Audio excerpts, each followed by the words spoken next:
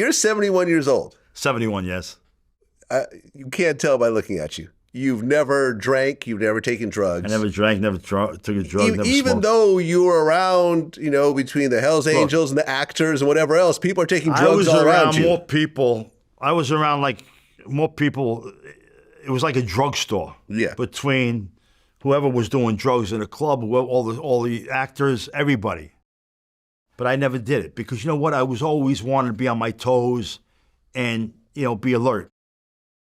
So I've seen guys, actors, everybody else just walking around all stoned out, this, that. I could never do that. And I never wanted to do it, so I never did it. Till this day. That's why I look like this at 71.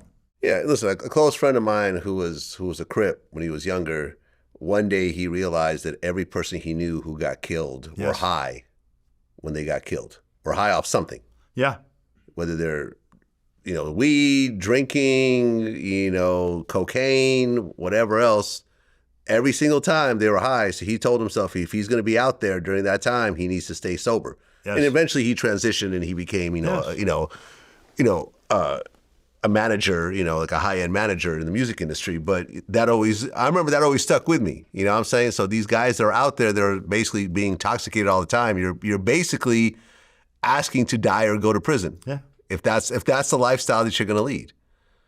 I've known so many people that died of drugs or died of, some crazy because they were all stoned. Yeah. I've seen guys that, couldn't even stand up, crack their head on the fucking ground. It's crazy. So I never got into that. Well, plus, the way that the Hells Angels ride really close to each other. Yeah. And I remember Pee Wee was telling me how he just saw some grisly accidents of people just, with girls dying, guys dying. I mean, have you seen a lot of really bad accidents while you guys are riding like that? They ride in formation, two abreast. Yeah, really close to each other. I would say 10 feet apart from me, wheel to wheel. Yeah. Did you get into any bad motorcycle accidents? I've had 4 of them. 4 accidents? 4 accidents, yeah. Yeah. What was the worst one? We were actually riding one year. Fuck, it had to be 30 years ago. We were riding up to a place called Am Jam. It was a big motorcycle meet. And it had to be probably 30 of us in a pack. And I was in the middle. And what happened was there was construction, so there's 3 lanes went into one. A car cut the front pack off. Everybody started hitting each other. I didn't want to hit a guy in front of me. Him and his girlfriend fell in front of me. I turned around, jammed on my brakes, and my bike just flipped.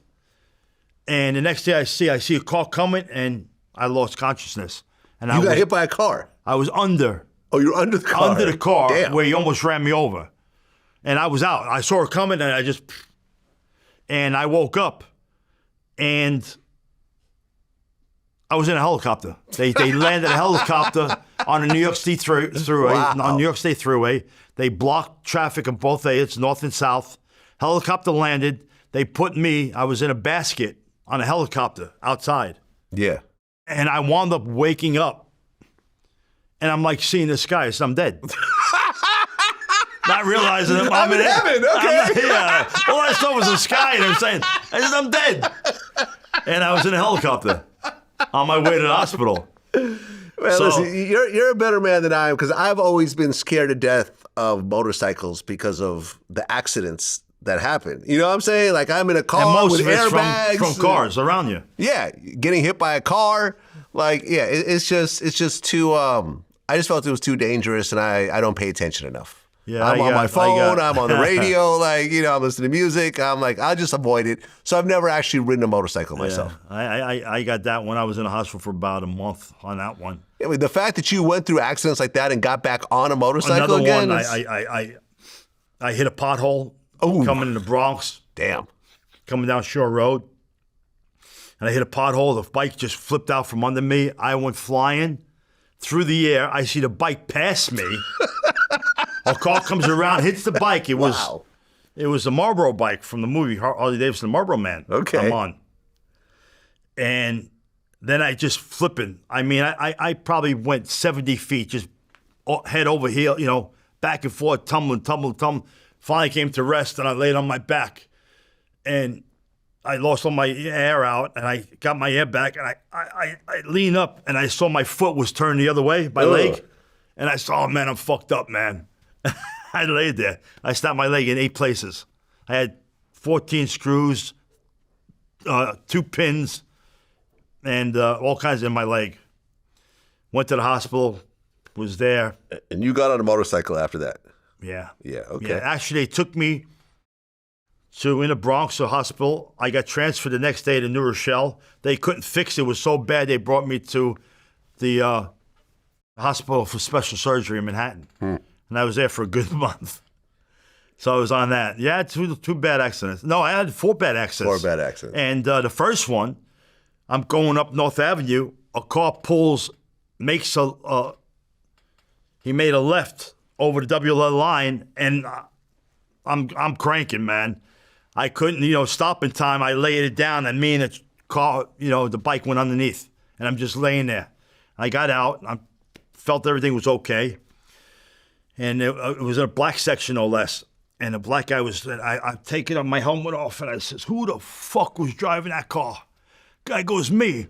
Boom, knocked him out, and I'm bleeding. I got my clothes are ripped off me, and I got arrested.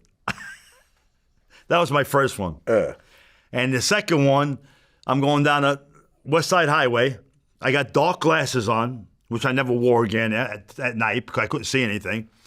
And we were like by 10th Street, and it was a divider there. I didn't see it. And you went into the divider. I hit this, not the divider, but it was a curb. Oh. It was a curb. There was a sign there. I wound up hitting this thing. Boom, boom. I took the sign down with my face. Broke my nose, everything. Wow. So 4 bad accidents, but I still get on a ride. Yeah, I remember, I think it was in Sonny Barger's book, he said that a lot of Hell's Angels would carry hammers with them when they would ride. And if guys would cars would cut them off, they'd smash their windshield with the hammers. Yeah. Is that a normal thing? I had, back in the day when you were allowed to carry nunchucks in public. You had nunchucks with you? I had, and my wife was on the back of my bike. And I had nunchucks in a pouch, a bungee cord to my sissy bar. Mm-hmm. And a guy cut me off, and my friend. So I went after the guy, and he tried to cut me off. He went out the window. He had 4 guys with him. Went out with a window with a knife. And as I'm riding now, I take my nunchucks out, spin them, bam! I smashed his window. He went up on a curb, through somebody's lawn to get out the other side. And that's when my wife was banging on my back, "Stop this shit!" But I used to carry nunchucks. I used to hit the cars. That's wild.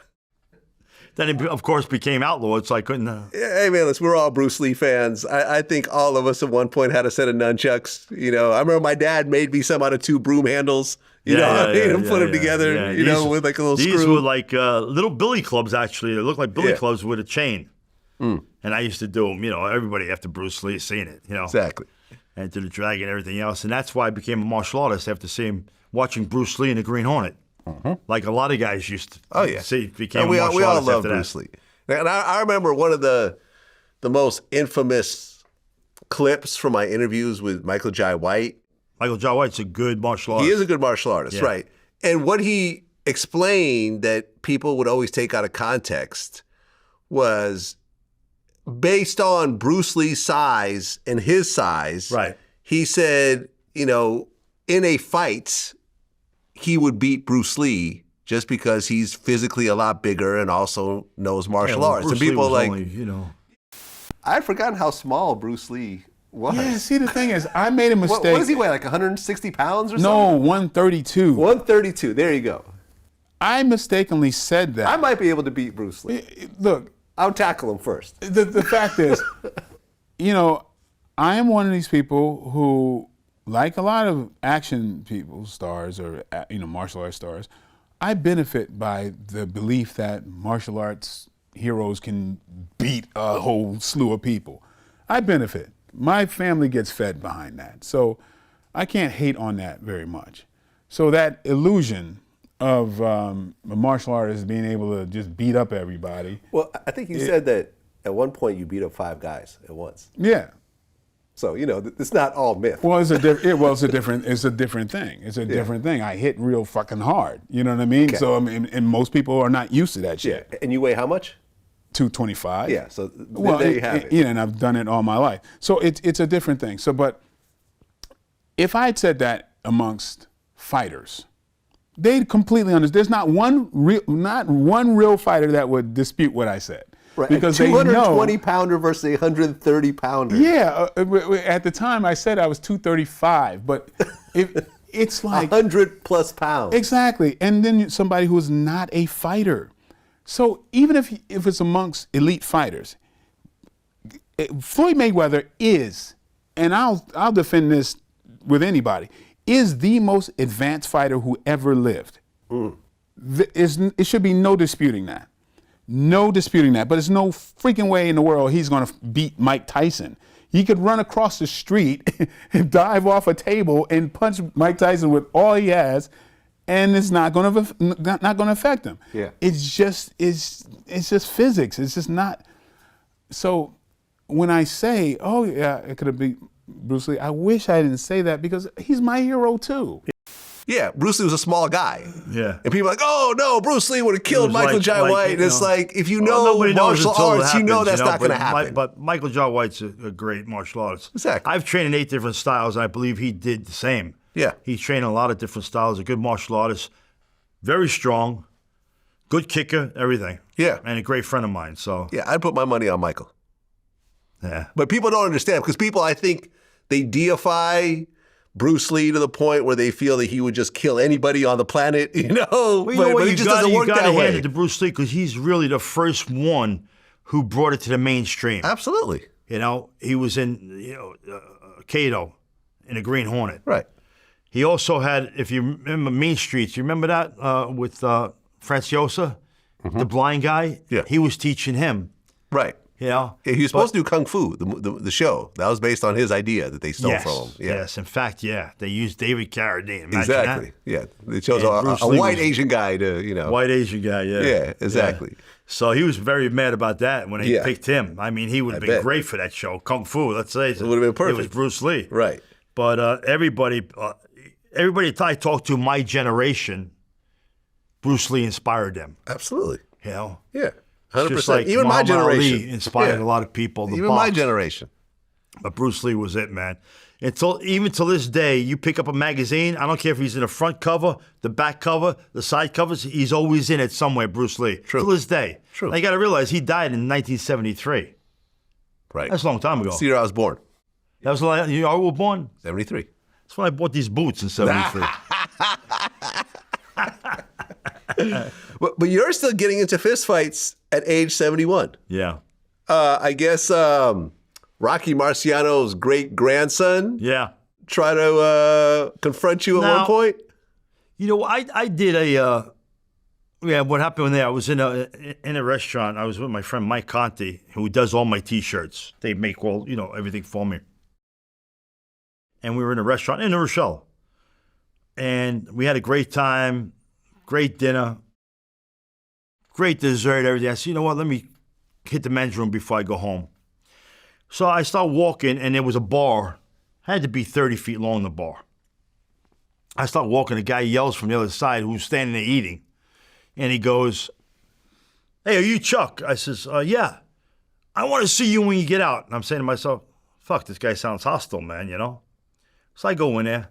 I come back. I went up to the guy. You're Chuck Zito? I says, yes. I shake his hand. He goes, let me ask you something. What would you do if somebody disrespected you, your family, your name? I said, I'd knock him the fuck out. He goes, exactly. You disrespected me, my family, and my name. I said, oh, really? I said, who the fuck are you? That's not the point. Here's my card. We're going to see each other outside this fucking restaurant, and we'll take care of it. I said, no, fuck you and your card. We'll take care of it right now. I said, you said something. So he goes, you said something about my great-grandfather. I said, oh, really? Who's your great-grandfather?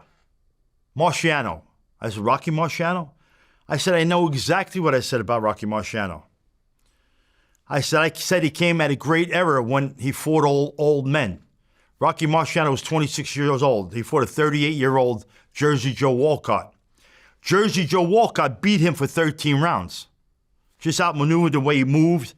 But Rocky got him against the ropes. He hit him a right hand, knocks him out. That's boxing. I said he fought a 40-year-old Joe Louis. A 42-year-old Izzy Charles and maybe a 45-year-old Archie Moore. I said that. He goes, well, you don't know shit about boxing. So I said, oh, really? I said, let me tell you something. He goes, don't point your fucking finger at me. I said, really? I said, let's go outside. You know, we walk outside. I said, now you got something to say? You want to do something? He goes, hey, you know, my time, my rules. And he goes back inside. And now I'm fuming. I'm furious, man. I go back inside. I said, your time, your rules. Come outside, motherfucker. Come outside. Now I look at the restaurant. Everybody's looking at me. I saw. The owner comes up. He goes, hey, take it easy, guys. I said, mind your business. You come outside. We walked outside.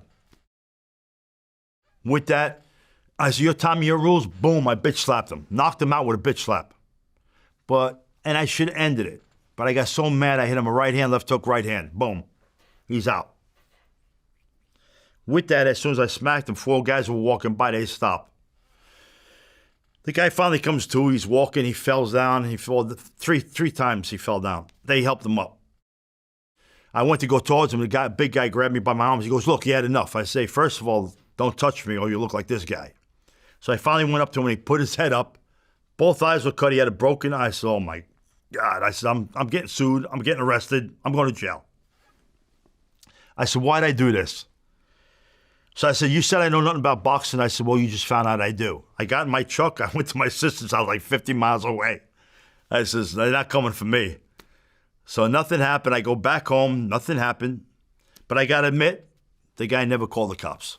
Yeah, I mean, he took his beat, and that was it. He took his beating, and he started it. And the crazy thing about it, I remember doing the interview, Dewey Cooper, who was training with Mike Tyson right now, holding pads and everything and stuff for him. I did his radio show, his podcast, at Floyd Mayweather's gym in Las Vegas 10 years ago. And this guy had to be 38 years old. He wasn't even born when Rocky was alive. Rocky died in 1969 in a plane crash. This guy wasn't even around. He just started shit, and that was another thing, you know? Yeah, I don't know why people will start problems with you. I mean, I've been around you. You don't have the type of energy where I don't. You would really want to do something like that. I mean, at least I wouldn't. You know, I'm the nicest guy I know, man. Exactly. You know, exactly. But it's not. But you're not a pushover. You know, type guy. I'm just saying. That's my thing. You treat me good, I'll treat you better. And I treat people the way I want to be treated. But you disrespect me, we'll go to the next level. Yeah. But I didn't want a problem. But this guy got so crazy, man. But I'm glad he never called the cops. So yeah, that's some stand up. That's some stand up type. Yeah, work. that's a guy you took a beat, and that was it.